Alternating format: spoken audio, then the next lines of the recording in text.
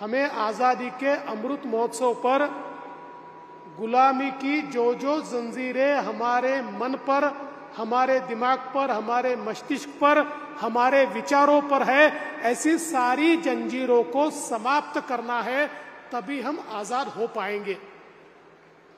और इसीलिए हमारे प्रधानमंत्री मोदी जी ने यह कहा है कि हम लोग गुलामी की अंतिम जंजीर को जब तक तोड़ते नहीं है तब तक पूरे तरीके से हम आजाद नहीं हो पाएंगे। और मैं ऐसा मानता हूं कि उस ओर हम अग्रसर हुए हैं। आज जब हम विचार करते हैं तो जिसका उल्लेख पूर्व वक्ताओं ने भी किया, एक बहुत बड़ी परंपरा हमारे देश की है। As a civilization we are the oldest civilization. और आज तो हम लोग देखते हैं कि पश्चिमी सभ्यताएं जिनका उल्लेख किया जाता है वो सभ्यताएं 4000 5000 साल पुरानी है, किंतु भारत की सभ्यता अब जिस प्रकार से राखी गढ़ी या बिरान्ना में हम लोगों को उस समय के अवशेष मिले हैं, हमारी सभ्यता कम से कम आधुनिक रूप में, विकसित रूप में 10,000 वर्ष पुरानी है। दुनिया की सबसे पुरानी सभ्यता के प्रतीक हम हैं। दुनिया की सबसे ओल्डेस्ट यूनिवर्सिटी, सबसे पुराना विश्वविद्यालय हमारे देश में, दुनिया की सब प्रकार की विज्ञान की अवधारणाएं हमारे देश में। लेकिन गुलामी ने हमें ऐसा जकड़ा कि अंग्रेज तो चले गए, पर आज भी हमारे विचारों पर जो उनका प्रेशर है वो हम खत्म नहीं कर पाए। और इसलिए मैं ऐसा मानता हूं कि आजादी के 75 वर्ष के बाद जो पीढ़ी मेरे सामने बैठी है, उस पीढ़ी को ये ध्यान में रखना होगा कि हम लोग एक जब ऐसे भारत की परिकल्पना करते हैं जो विकसित भारत है, जो विश्व गुरु है, तो ये केवल परिकल्पना नहीं है, ये केवल अवधारणा नहीं है। इस प्रकार के रोल में भारत रह चुका है, किंतु गुलामी के कारण और हमारी कुप्रथाओं के कारण, हमारी कुरीतियों के कारण हम गुलाम बने और गुलामी के कारण उस स्थान से हम नीचे गए। फिर एक बार वहां अगर पहुंचना है तो सबको मिलकर प्रयास करना पड़ेगा। कोई एक व्यक्ति के प्रयासों से हम वहां नहीं पहुंच सकते, पूरे देश को प्रयास करना पड़ेगा। और इसीलिए हमारे प्रधानमंत्री जी कहते हैं सबका साथ, सबका विकास, सबका विश्वास और सबका प्रयास। सबका प्रयास ये बहुत महत्वपूर्ण है कि जिसके कारण हम इस देश को आगे ले जा सकते हैं। और हम सब लोग तो छात्र हैं, कोई ना कोई यूनिवर्सिटी को बिलोंग करते हैं, विद्यापीठ को बिलोंग करते हैं। लेकिन आजकल हम जो छात्र हैं ये 2 यूनिवर्सिटी में काम करते हैं। एक हमारी यूनिवर्सिटी जिसमें हम पढ़ते हैं और दूसरी यूनिवर्सिटी व्हाट्सएप की, सोशल मीडिया की। ये व्हाट्सएप की यूनिवर्सिटी में रोज जो झूठ आता है, जो गलत गलत बातें आती है, उनसे हमारे मन में नकारात्मकता पैदा होती है। दुनिया में अगर आगे बढ़ना है तो सबसे पहले अपने बीच की नकारात्मकता निकाल दीजिए। ये जो सोशल मीडिया के प्लेटफॉर्म हमको मिले हैं, ये नकारात्मकता फैलाने के लिए नहीं है, ये अभिव्यक्ति की स्वतंत्रता के लिए है। लेकिन अभिव्यक्ति की स्वतंत्रता ये स्वैराचार में परिवर्तित नहीं होनी चाहिए। और हम ये समझे कि जब तक हम एक सकारात्मकता के साथ, पॉजिटिव एटीट्यूड के साथ आगे नहीं बढ़ेंगे, तब तक हम देश को परिवर्तित नहीं कर पाएंगे। नकारात्मकता बहुत आसान है, इट इज वेरी वायरल। एक नकारात्मकता आप डाल दीजिए तो वो लोगों में बहुत जल्दी फैलती है, कोरोना की तरह फैलती है, दिन दूनी रात चौगुनी फैलती है। लेकिन नकारात्मकता के भरोसे कोई देश खड़ा नहीं होता। देश खड़ा होता है संभावना के आधार पर, देश खड़ा होता है हिम्मत के आधार पर, देश खड़ा होता है युवाओं के आधार पर, देश खड़ा होता है विचारों के आधार पर, देश खड़ा होता है मूल्यों के आधार पर। और जब तक इन मूल्यों को हम नहीं समझेंगे तब तक हम इस देश को बड़ा नहीं कर पाएंगे। और इसलिए कई बार जब हम लोग ये कहते हैं कि देश हमें सब कुछ देता है, तो हम अपने देश के लिए क्या करते हैं, इसका जब हम विचार करते हैं तो मैं इतना ही कहना चाहता हूं कि देश के लिए करना, सीमाओं पर जाकर लड़ना सब लोगों के लिए संभव नहीं है, हर जगह नेतृत्व करना सब लोगों के लिए संभव नहीं है। कम से कम हम कोई तो ऐसी चीजें करें हमारे कर्तव्य पथ पर जो हमसे अपेक्षित है, छोटी छोटी चीजें करें, हमारे कर्तव्यों का निर्वहन करें, तब भी हम देश के विकास में कंट्रीब्यूट कर सकते हैं। आज देखिए देश बहुत तेजी से आगे बढ़ रहा है और किसी भी देश के विकास में सबसे महत्वपूर्ण क्या होता है, वो होता है समावेशी विकास, इंक्लूसिव ग्रोथ। अगर हम सबको लेकर साथ आगे नहीं बढ़ेंगे तो देश आगे नहीं बढ़ पाएगा। हम लोग क्रिएशन ऑफ वेल्थ इसको कई बार बुरा मानते हैं, मैं नहीं मानता। क्रिएशन ऑफ वेल्थ होना ही चाहिए, उसके सिवा कोई देश आगे नहीं बढ़ सकता।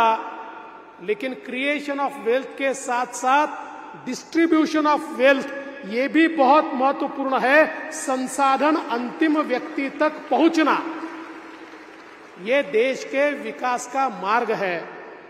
आज देखिए भारत की स्वतंत्रता के 70 वर्ष के बाद एक प्रधानमंत्री के दिमाग में यह आता है कि मेरे देश में ऐसे कई परिवार हैं जिनके पास बैंकों का खाता नहीं है। हम लोग आर्थिक समावेशन की बात करते हैं, फाइनेंशियल इंक्लूजन की बात करते हैं, लेकिन ऐसे करोड़ों लोग हैं कि जिनके पास बैंक का अकाउंट ही नहीं, जिन्होंने बैंक का दरवाजा नहीं देखा। ऐसे 50 करोड़ लोगों को बैंक का खाता खुलता है, और केवल बैंक का खाता नहीं खुलता तो सारी की सारी सब्सिडी बिना किसी दलाली के सीधे उनके खाते में पहुंचती है और करप्शन को इरेडिकेट किया जाता है, करप्शन को समाप्त किया जाता है। ये होता है समावेशी विकास। जब एक प्रधानमंत्री जी को लगता है हर घर शौचालय होना चाहिए और करोड़ों घर शौचालय बनते हैं, जब लगता है हर घर गैस का चूल्हा होना चाहिए तो गैस हर घर जाता है, जब हर गरीब को एक छत मिलनी चाहिए इसलिए करोड़ों घरों का निर्माण होता है, जब हर घर पीने का शुद्ध पानी जाना चाहिए इसलिए योजनाएं तैयार होती है, जब हर घर इलेक्ट्रिसिटी जानी चाहिए, ये 70 साल बाद ध्यान में आता है और 70 सालों के बाद हर घर इलेक्ट्रिसिटी पहुंचाने का काम शुरू होता है। ये है समावेशी विकास, ये है इंक्लूसिव ग्रोथ, ये है संसाधनों का डिस्ट्रीब्यूशन, ये है डिस्ट्रीब्यूशन ऑफ वेल्थ। और अगर वेल्थ क्रिएट ही नहीं होगी तो डिस्ट्रीब्यूट कैसे होगी? और वेल्थ क्रिएट क्यों नहीं होनी चाहिए और कौन करेगा? आप करेंगे, ये पीढ़ी करेगी। आज मुझे बहुत खुशी है जब मैं देखता हूं कि धीरे धीरे दुनिया में भारत स्टार्टअप में नंबर 2 हो गया। और ये स्टार्टअप एक ऐसा डिस्रप्शन है कि जिसमें कोई गली का लड़का भी एक दिन एंटरप्रेन्योर बन जाता है। और जब स्टार्टअप यूनिकॉर्न में परिवर्तित होता है तो मैं ये देखता हूं कि एक सामान्य व्यक्ति 4 साल पहले जिसका कोई वजूद नहीं था, जिसको कोई जानता नहीं था, ऐसा व्यक्ति भी एक यूनिकॉर्न तैयार कर देता है। और यूनिकॉर्न तैयार करके देश में वेल्थ का क्रिएशन तो करता ही है, लेकिन उसके साथ साथ वो हजारों लाखों लोगों के हाथ को काम देता है। और मुझे लगता है कि ये जो हमारी एबिलिटी है, ये जो हमारी ताकत है, यही ताकत भारत को आगे ले जा सकती है। आज जिस कगार पर हम खड़े, हमारे गिरीश महाजन जी ने कहा, ये बात सही है। आज देश और दुनिया में भारत का एक अपना वजूद है, भारत की एक अपनी ताकत है और दुनिया ये मानती है, एक पावर के रूप में हमको मानती है। आज हम दुनिया की 5वीं सबसे बड़ी अर्थव्यवस्था बने हैं और जल्दी ही दुनिया की 3री सबसे बड़ी अर्थव्यवस्था हम बनने वाले हैं। हम 5 ट्रिलियन इकोनॉमी की बात करते हैं, महाराष्ट्र में हम 1 ट्रिलियन इकोनॉमी की बात करते हैं। ये 5 ट्रिलियन और 1 ट्रिलियन की जो बात है, इस बात को हम कैसे पूरा कर पाएंगे?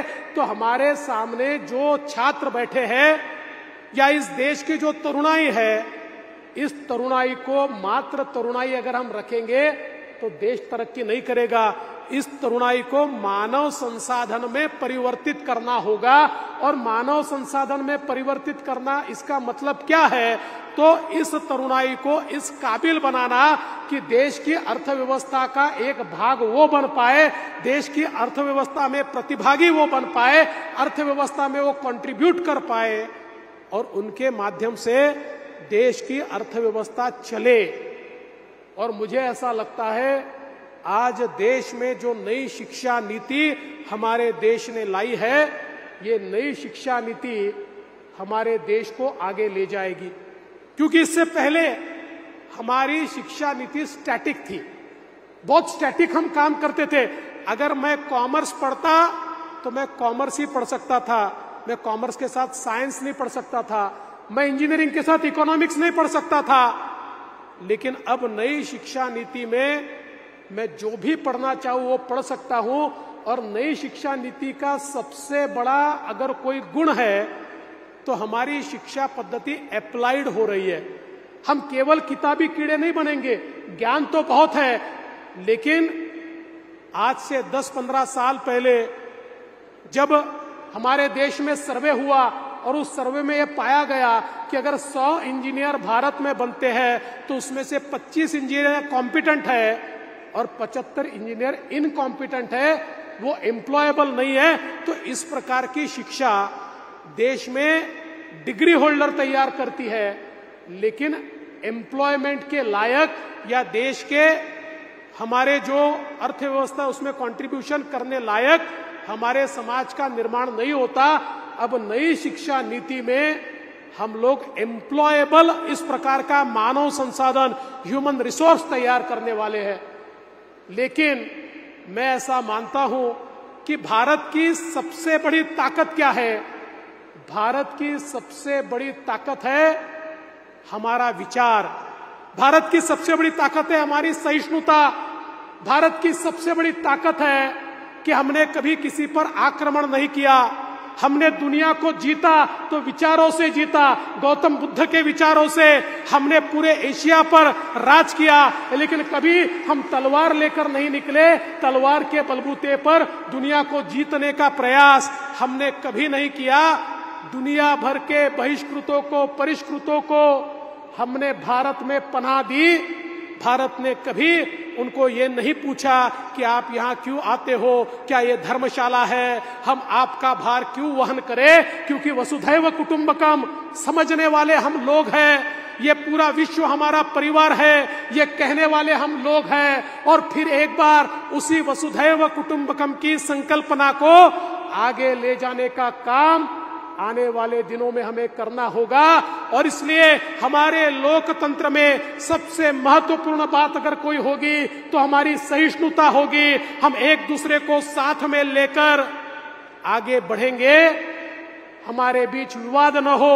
विचारों का विवाद हो सकता है लेकिन संवादहीनता न हो, हमारे बीच दरार न हो, हमारे बीच दीवार न हो। इस प्रकार की जब हम व्यवस्था को खड़ा करेंगे और छोटी छोटी चीजें जो हम में भेद करती है, इन चीजों को जब हम समाप्त करेंगे, और सबसे बड़ी बात, इस देश में हमारे प्रधानमंत्री जी ने एक बहुत बड़ा यज्ञ शुरू किया है, एक बहुत बड़ा आंदोलन शुरू किया है, और यह आंदोलन है भ्रष्टाचार के विरोध का। मैं इस पीढ़ी से यह निवेदन करना चाहता हूं अगर हमारा देश आगे नहीं बढ़ पाया तो उसका एक कारण है भ्रष्टाचार।